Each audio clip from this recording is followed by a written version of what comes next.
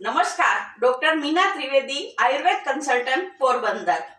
હમણાં આપણે બધા દૂધ વિશે જોઈએ છીએ, તો પછી માતાનું દૂધ કેમ બાકી રહે? ઉત્તમમાં ઉત્તમ દૂધ માતાનું। માને તો ભગવાન સરખી ગણવામાં આવે છે। અત્યારે આપણે જોઈએ છીએ કે માતાના દૂધના બદલે આર્ટિફિશિયલ મિલ્ક, આર્ટિફિશિયલ પાવડર એનો ઉપયોગ વધારે ચાલે છે।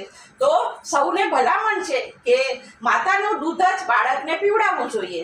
માતાનું દૂધ કુદરતી છે, હલકું છે અને કુદરતી રીતે જ ગરમ હોય છે, જે બાળકને પોષણ આપે છે, ઇમ્યુનિટી વધારે છે અને બાળક માટે બધી રીતે ગુણકારી છે।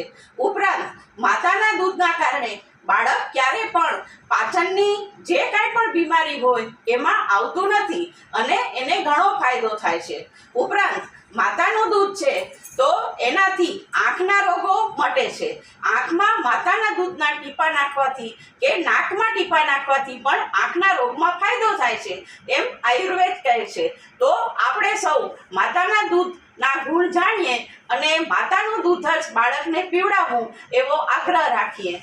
હવે પછી આપણે આગળ બીજા વિષય ઉપર જોઈશું। તો મારો વિડીયો તમને સારો લાગ્યો હોય તો સબસ્ક્રાઈબ કરો અને લાઈક કરો।